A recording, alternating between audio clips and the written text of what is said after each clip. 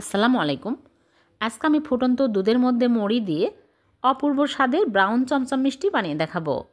দুধের মধ্যে মুড়ি দিয়ে যে এত মজার একটা মিষ্টি তৈরি করা যায় এই ভিডিও না দেখলে বুঝতেই পারবেন না। খুবই মজার হয় আর নরম তুলতুলে মুখে দিলে মিলিয়ে যাবে, এতটাই টেস্টি হয়। আশা করছি আপনাদের ভালো লাগবে। তাহলে চলুন রেসিপি শুরু করি। প্রথমে এখানে মুড়ি নিয়েছি 2 কাপ। মুসমুসে মুড়ি হলেও হবে, নরম মুড়ি হলেও হবে। এখন আমি এই মুড়িগুলো এক সাইডে রেখে দিচ্ছি। এখানে আমি 2 কাপ মুড়ি নিয়েছি। চুলায় প্যান বসে দিয়েছি আর দিয়ে দিচ্ছি লিকুইড দুধ 1.5 কাপ। আমি আগে জাল দিয়ে নিয়েছি। আপনাদের হাতের কাছে যদি লিকুইড দুধ না থাকে তাহলে গুঁড়া দুধের সাথে পানি মিক্স করে দিলেও হবে। এলাচের গুঁড়া দিয়ে দিলাম সামান্য পরিমাণে আর দিয়ে দিচ্ছি ঘি 1 চামচ।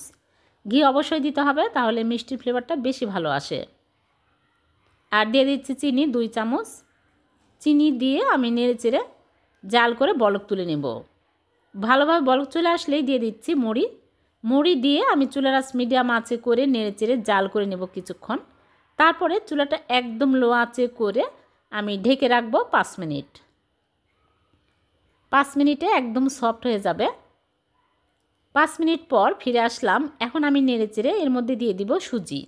এখানে আমি 1/4 কাপ সুজি নিয়েছি, কাঁচা সুজি দিয়ে দিচ্ছি। সুজি দিলে বাইন্ডিংয়ের কাজ করবে। সুজি দিয়ে আমি নেড়েচেড়ে ঘন টাইট করে নেব। সুজির পরিবর্তে আটা ময়দাও দিতে পারবেন। এরকম ডো হয়ে আসলেই চুলা থেকে নামে প্লেটে ঢেলে ঠান্ডা করে নিব। এখন হালকা গরম আছে, ভালো করে মথে নিচ্ছি। একদম মসৃণ করে মথে নিতে হবে। তারপরে এর মধ্যে দিয়ে দিচ্ছি সামান্য পরিমাণে বেকিং পাউডার, মানে 1 চিমটি বেকিং পাউডার আর 1 চিমটি বেকিং সোডা। আমি দুটাই দিয়ে দিচ্ছি, বেশি দেওয়া যাবে না, তাহলে মিষ্টিগুলো ভেঙে যাবে। দিয়ে ভালো করে মথে নিব।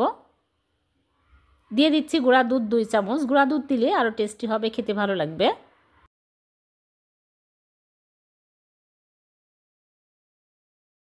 ভালো করে মথে নিয়েছি। এখন আমি হাতে ঘি লাগিয়ে নিয়ে এরকম করে অল্প অল্প করে নিয়ে চমচমে শেপ দিয়ে নিচ্ছি।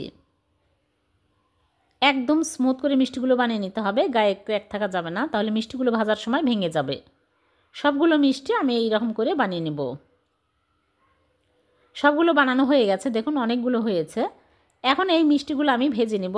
আগে থেকে চুলায় প্যানে তেল দিয়ে তেল হালকা গরম করে নিয়েছি। এখন আমি একটা একটা করে দিয়ে দিচ্ছি।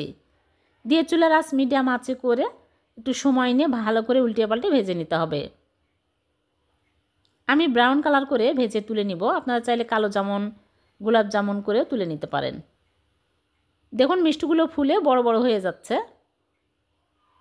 যখন এইরকম সুন্দর কালার হবে তখন তুলে নিচ্ছে। সবগুলো মিষ্টি আমার ভাজা হয়ে গেছে। এখন এই মিষ্টিগুলো এক সাইডে রেখে দেব ঠান্ডা হওয়ার জন্য। আর এদিকে চুলায় প্যান বসিয়ে দিয়ে দিচ্ছি চিনি 1 কাপ আর পানি দিয়ে দিচ্ছি 2 কাপ।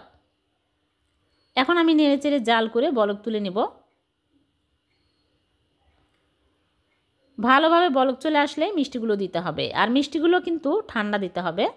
গরম শিরার মধ্যে গরম মিষ্টি কখনোই দেওয়া যাবে না, তাহলে মিষ্টিগুলো ভেঙে যায়। সবগুলো মিষ্টি দিয়ে আমি নেড়েচেড়ে জাল করব 3 মিনিট। বেশি জাল করার প্রয়োজন নাই, যেহেতু মুড়ির মিষ্টি ভেঙে যাবে। 3 মিনিট পর আমি ফিরে আসলাম। মিষ্টিগুলো হয়ে গেছে। এখন আমি চুলা থেকে নামিয়ে ঢেকে রেখে দিব 2 ঘন্টা। 2 ঘন্টায় মিষ্টিগুলো ফুলে একদম সফট হয়ে যাবে। ফিরে আসলাম 2 ঘন্টা পর। সবগুলো শিরা সোপ করে নিয়েছে আর মিষ্টিগুলো ফুলে কত বড় বড় হয়ে গেছে দেখুন। মিষ্টিগুলো এখন আমি একটা প্লেটের মধ্যে তুলে নিচ্ছি, নিয়ে মাওয়াতে কোট করে নেব। মিষ্টি কিন্তু অনেক নরম তুলতুলে হয়েছে আর ফুলে বড় বড় হয়ে গেছে। মাওয়াতে কোট করে নিলে আরও টেস্টি হবে, দেখতে দোকানের মতো লুক আসবে। সবগুলো আমি মাওয়াতে কোট করে নিয়েছি। হয়ে গেল মুড়ি দিয়ে ভীষণ সুস্বাদু ব্রাউন চমচম মিষ্টি। এভাবে বানিয়ে দেখবেন। আমি একটা কেটে দেখাচ্ছি কতটা নরম তুলতুলে আর রস ঢুকেছে। খুবই টেস্টি কিন্তু এই মিষ্টিগুলো। এই মিষ্টি খাওয়ার পর কেউ বুঝতেই পারবে না যে মুড়ি দিয়ে তৈরি করা। খুবই মজার হয়। আমার এই ভিডিও